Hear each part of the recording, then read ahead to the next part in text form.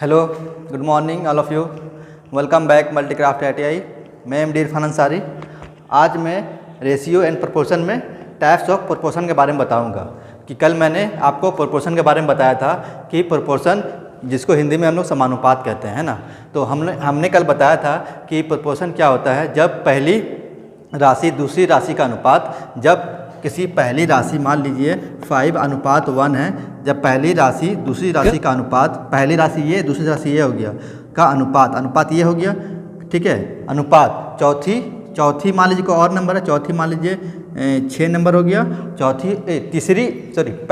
पहली राशि दूसरी राशि का अनुपात, तीसरी और चौथी, तो तीसरी ये हो गया और चौथी मान लीजिए 7 हो गया। तो ये दोनों आपस में क्या होते हैं, बराबर होते हैं। तो यही दोनों को क्या बराबर जो समानुपात जो होता है वो क्या होता है, उसका मान ही एक्चुअली में क्या होता है, बराबर होता है। तो समानुपात का जो चिन्ह होता है वो क्या होता है, यही 4 बिंदु होता है कि जब कोई दो राशि या दो संख्या क्या हो, अनुपात में हो, दो संख्या इधर दो संख्या उधर, उसके बीच में ये समानुपात का निशान हो, तो कहने मतलब ये है कि ये दोनों रेशियो क्या होगा, आपस में बराबर होगा। तो कल हमने ये टॉपिक हमने कंप्लीट कर लिया था। तो जो हमारे स्टूडेंट वो टॉपिक नहीं देखे हैं समानुपात वाला, वो यूट्यूब के प्लेलिस्ट में जाके देख ले, ताकि ये समझने में आसानी हो, ठीक है। तो आज हम पढ़ेंगे टाइप्स ऑफ प्रोपोर्शन। प्रोपोर्शन में कितने प्रकार होते हैं। तो समानुपात 3 प्रकार के होते हैं, ठीक है। पहला होते हैं सरल अनुपात, दूसरा होते हैं विलोम अनुपात और तीसरा होते हैं मिश्र अनुपात, जिसको हम लोग इंग्लिश में कहते हैं सरल अनुपात को कहते हैं डायरेक्ट प्रोपोर्शन। क्या कहते हैं, डायरेक्ट प्रोपोर्शन। और विलोम मतलब क्या, सरल मतलब सिंपल होता है, जानते हैं कि बोलते हैं ये सरल आदमी है, सरल ये तो सिंपल है, या क्या है, ये तो बहुत सिंपल है, बोलते हैं ना हम लोग। तो सरल मतलब सिंपल, मतलब डायरेक्ट प्रोपोर्शन। विलोम अनुपात मतलब इनडायरेक्ट। विलोम मतलब उल्टा, बोलता है ना कि हर सार्थक शब्द का विलोम शब्द होता है ना, तो विलोम माने क्या, उल्टा। तो इसको इनडायरेक्ट बोलिए या इन्वर्स बोलिए, इनडायरेक्ट प्रोपोर्शन या इन्वर्स प्रोपोर्शन। और मिश्र का क्या होता है, मिक्सचर या कंपाउंड मिला हुआ, तो इसी को बोलते हैं इंग्लिश में कंपाउंड प्रोपोर्शन, ठीक है। तो हम बारी बारी से समझेंगे। तो हमारे चैप्टर में जो दिया हुआ है, वो हमको ये दोनों के बारे में सिर्फ पढ़ना है, ठीक है। सरल अनुपात और विलोम अनुपात के बारे में, ठीक है। तो हम एक एक करके क्लियर करेंगे कि सरल अनुपात और विलोम अनुपात क्या होता है। हाँ, तो स्टूडेंट हम कहाँ पे थे, बताया थे कि टाइप्स ऑफ प्रोपोर्शन 3 प्रकार के होते हैं। पहला डायरेक्ट प्रोपोर्शन, जिसको हम लोग सरल समानुपात कहते हैं। दूसरा होता है विलोम अनुपात, जिसको हम लोग इनडायरेक्ट या इन्वर्स समानुपात कहते हैं। और तीसरा होता है मिश्र समानुपात, जिसे हम लोग कंपाउंड प्रोपोर्शन कहते हैं, या फिर हिंदी में मिश्र समानुपात कहते हैं। तो हम लोग पहले जानेंगे डायरेक्ट प्रोपोर्शन क्या होता है, जिसे हिंदी में कहते हैं सरल समानुपात। क्या होता है सरल समानुपात, तो ये कहता है कि जब दो राशियों में से एक का मान देखिए, जब दो राशियों में से एक का मान में कमी हो, जब एक का मान, दो राशि बोल रहा है, ठीक है। तो दो राशि देखिए, यहाँ एक राशि यहाँ पे हो गया 4 आदमी, और इसका मजदूरी कितना हो गया 300, तो 4 और 300। जब दो राशियों में से एक का मान में कमी करने पर दूसरी राशियों के मान में भी उतनी ही कमी हो, तथा जब पहली राशि के मान में वृद्धि करने पर दूसरी राशि में भी उतनी ही का बढ़ोतरी या वृद्धि हो जाए, तो उसे कहेंगे सरल समानुपात। तो सिंपल सी भाषा में यह है, जब इसको हम बढ़ाएंगे, जब पहली राशि को अगर हम घटाएंगे तो ये भी हमारा क्या होगा, घटेगा। जब हम तीसरी राशि को अगर अगर हम पहली राशि को अगर बढ़ाएंगे तो ये भी क्या होगा, बढ़ेगा। वही बोल रहा है कि जब दो राशियों में से एक का मान, जब दो राशियों में से पहली राशि का मान अगर हम बढ़ाएंगे तो दूसरी राशि का मान भी क्या होगा, जब एक का मान क्या मतलब पहली राशि, जब पहली राशि का मान में हम कमी करेंगे तो दूसरी राशि के मान में भी क्या होगा, उतना ही कमी होगा। जितना मान अगर इधर घटाएंगे उतना ही मान उधर भी कमी होगा, ठीक है।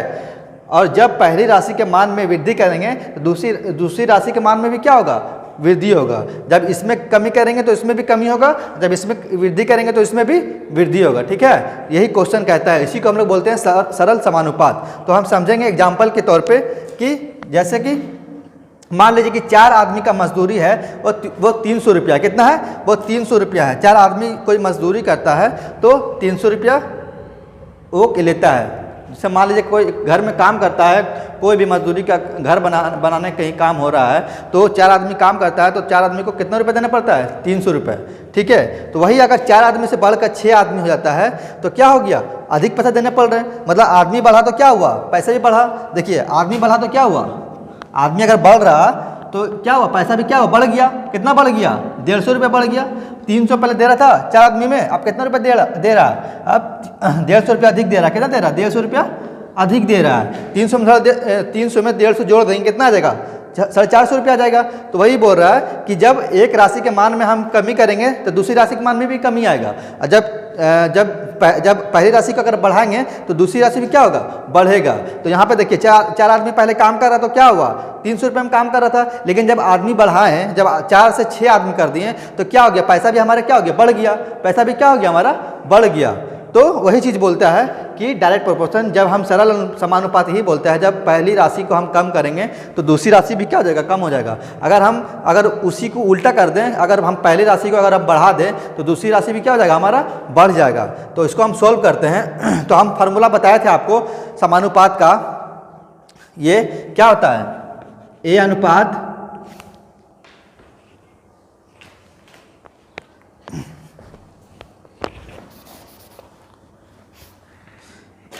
हम बताया था ना, ए अनुपात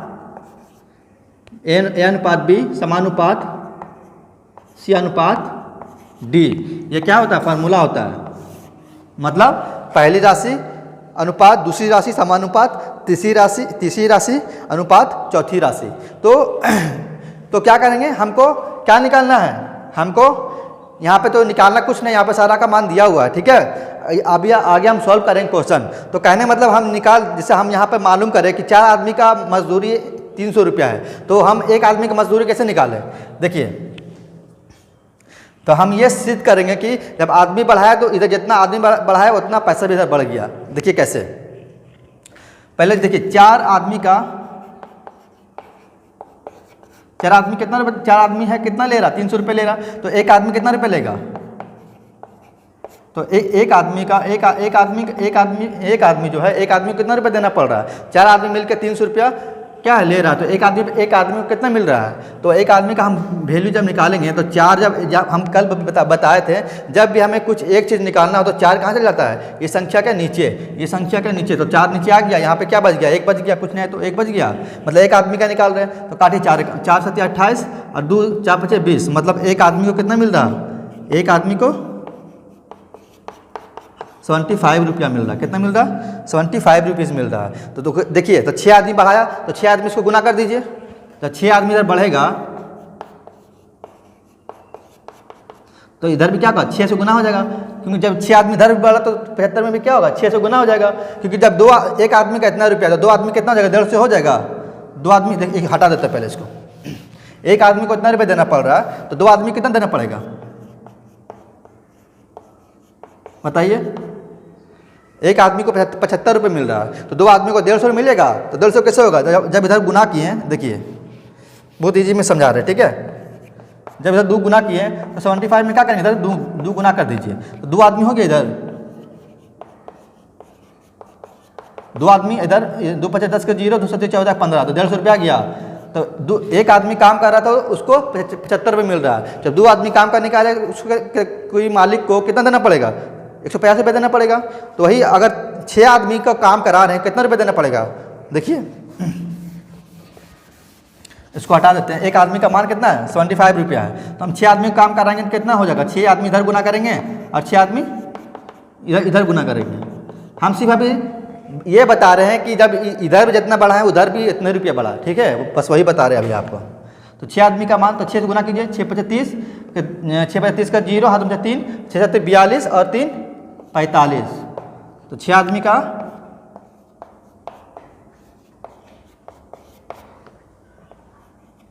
तो 6 आदमी जो है, 6 आदमी को कितना रुपये देना पड़ रहा है? 450 रुपया। एक आदमी का 75 तो 6 आदमी का 450 रुपया। देखिए वही चीज़ है ना, ये लिखा हुआ है। तो जब 4 आदमी 300 रुपये में काम कर रहा था तो 6 आदमी को कितना रुपये देना पड़ रहा है? 450 रुपया। तो एक आदमी में 75 रुपया। तो कहने मतलब जब यहाँ कितना रुपये बढ़ा? देखिए रेशियो अब हम ये बता दिए, क्लियर कर दिए कि सही है कि जैसे आदमी बढ़ा उसी तरह क्या हो रहा है, इधर पैसा भी बढ़ रहा है। जैसे हम एक आदमी 75 तो दो आदमी लगाए तो क्या हुआ, 75 रुपये और बढ़ गया। तब एक आदमी और जैसे जैसे इसमें बढ़ाएं तो क्या हुआ, 75 रुपये और क्या हुआ, इनकी मतलब बढ़ते गया।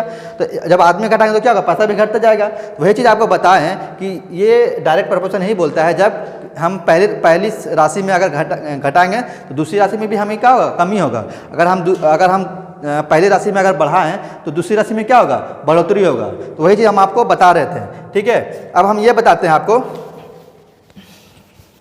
कि जैसे रेशियो के हिसाब से बता रहे हैं, ठीक है। मान लीजिए ये पहली राशि हो गया, 4 आदमी पहली राशि को, 4 आदमी कौन सा हो गया, 4 आदमी सॉरी बड़ी कौन सा है, इसमें से 6 बड़ा है, 6 पहले लिख लेंगे, ठीक है। उसके बाद कौन है, 4 बड़ा है, 4 नीचे लिख लेंगे। उसके बाद देखिए ये समानुपात है, इसको या फिर ऐसे लिख लीजिए 6:4 समानुपात। अब देखिए इसमें से कौन बड़ा, 450 बड़ा है, 450 ऊपर लिख लेंगे, पहले लिख लेंगे अनुपात, फिर 300 बड़ा है, फिर 300 है उसके बाद में। अब देखिए तो इसको हम ऐसे लिख सकते हैं 6/4 बराबर 450/300। काटिए, 2 या 6, 2 दूनी 4, इधर कट गया।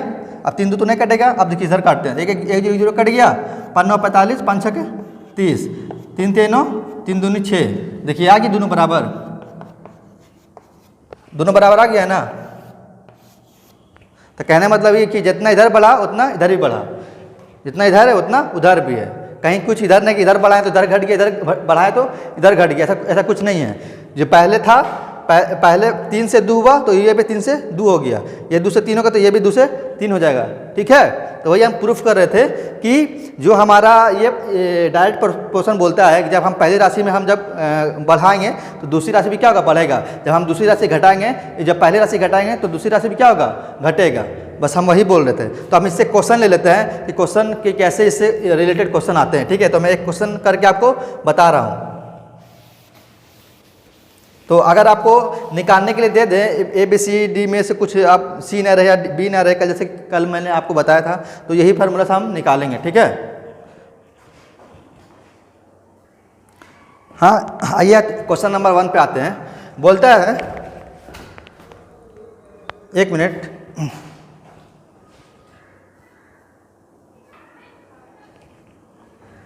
हाँ, तो क्वेश्चन नंबर 1 कहता है कि बोलता है कि एक गियर है, क्या है ये गियर है, ठीक है। दोनों क्या है, गियर, ये भी गियर है, ये भी गियर। ये बड़ा है देखने में लग रहा है, ये बड़ा गियर हो गया, ये छोटा गियर हो गया, ठीक है। बोलता है कि इसका जो डायमीटर, जो व्यास है, बड़े गियर का व्यास जो है वो 150 mm है, ठीक है। बड़े गियर का व्यास कितना है, 150 mm। और इसमें जो तीत कटा हुआ, तीत बोले तो जो अंदर में जो तीत होता है ना कटा हुआ, उसको हम लोग जो तीत जो मतलब मिल के जो घूमता है, जो तीत कटा होता है, वो नंबर ऑफ तीत जो है इसका अंदर कितना तीत है, वो बड़ा गियर का तीत 30 को है, ठीक है। और छोटे गियर का व्यास जो है वो 50 है, छोटे गियर का व्यास 50 mm है। और छोटे गियर का तीत जो है वो कितना है मालूम नहीं है, मालूम करना है। इसका अंदर में भी तीत होगा, कितना मालूम नहीं है, उसको हमको मालूम करना है, ठीक है। तो कैसे मालूम करेंगे, तो हम जानते हैं कि जो फार्मूला होता है समानुपात का, उसको मिटा दे रहे हैं, ठीक है।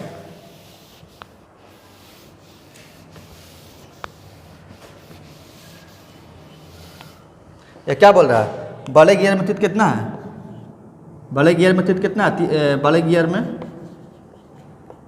सॉरी यहाँ लिख दिया ना मैंने, बड़े गियर में तीत 150 है। तो हम फार्मूला से निकालेंगे। कैसे फार्मूला क्या होता है उसका, फार्मूला होता है A अनुपात B समानुपात C अनुपात D, ठीक है।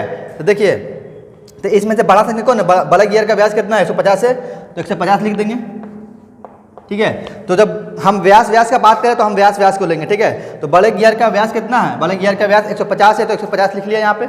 अब देखिए छोटे गियर, अब यहाँ भी व्यास है, अब यहाँ भी व्यास है, तो बड़ा में से कौन बड़ा है, 150 बड़ा कि 50 बड़ा है। यहाँ देखिए ये गियर बड़ा कि ये गियर बड़ा, देखने से लग रहा है ये गियर बड़ा है, तो 150। तो हम बड़े वाले को, पहली संख्या होता है, पहली संख्या मतलब कौन पहले आता है, जो बड़ा होता है पहले वही आता है ना।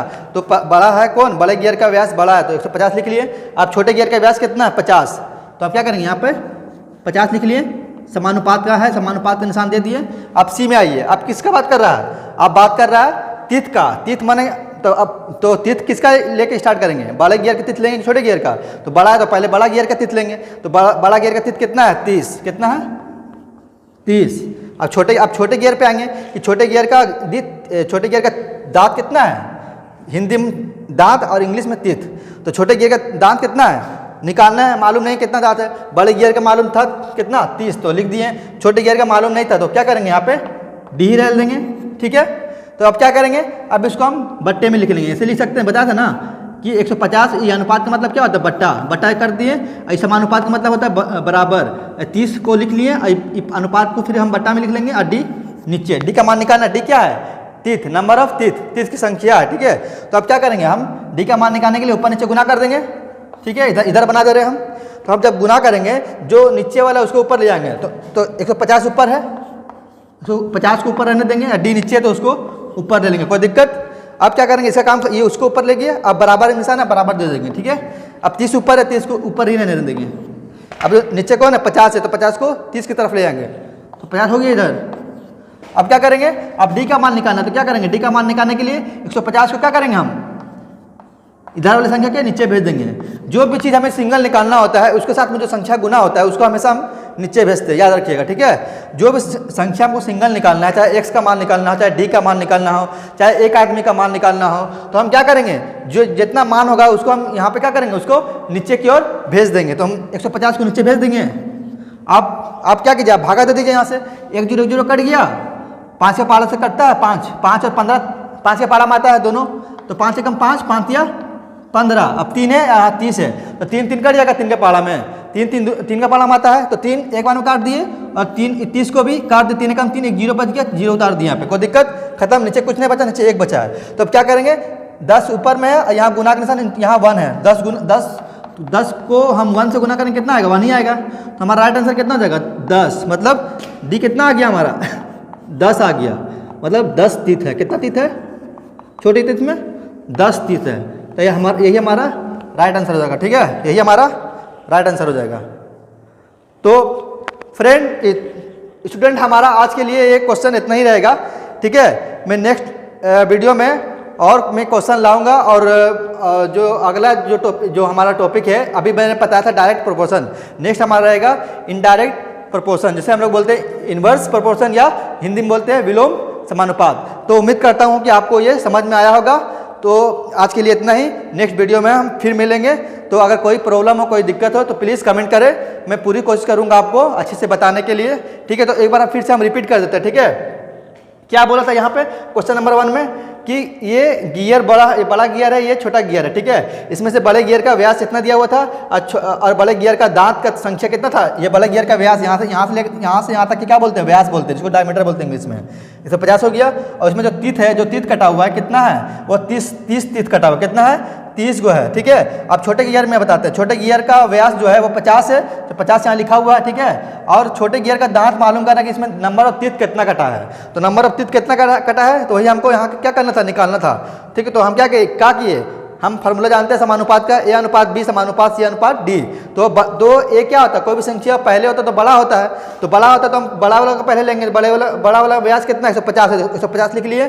फिर उसके बाद क्या करेंगे, छोटा वाला कितना व्यास है 50 व्यास है, छोटे वाला गियर का व्यास कितना है 50, तो 50 लिख लिए, समानुपात का दे दिए। अब क्या आता है, ये व्यास हो गया ये तीत का, दूसरा किसका बात कर रहा है, तीत का, मतलब हम जोड़े में लेंगे ना कि अलग अलग लेंगे। हम क्या बोले वहाँ बोला था ना कि समान, हम जब अनुपात पढ़ा रहे थे तो अनुपात कैसा अनुपात, समान इकाई होना चाहिए, ना कि असमान इकाई होना चाहिए।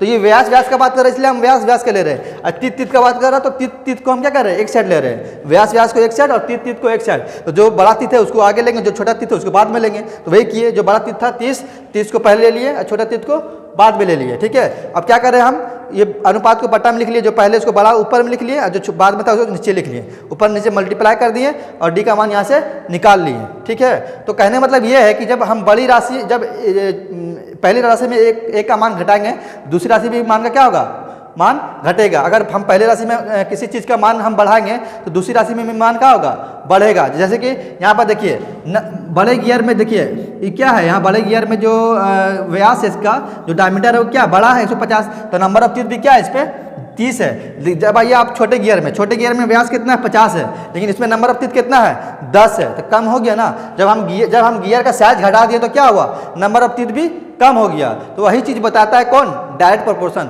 किसी चीज़ का मान, किसी राशि का अगर किसी दो राशि में से एक राशि में अगर हम किसी का मान हम घटाएंगे तो दूसरी राशि का मान भी क्या होगा, घटेगा। अगर हम पहले राशि में अगर मान बढ़ाएंगे दूसरी राशि में मान क्या होगा, बढ़ेगा। तो उम्मीद करता हूँ आपको ये आज टॉपिक समझ में आया होगा। अगर कहीं भी प्रॉब्लम हो, कोई दिक्कत हो, प्लीज़ कमेंट करें। मैं पूरी कोशिश करूँगा आपको अच्छे से बताने के लिए। आज के लिए इतना ही, थैंक यू।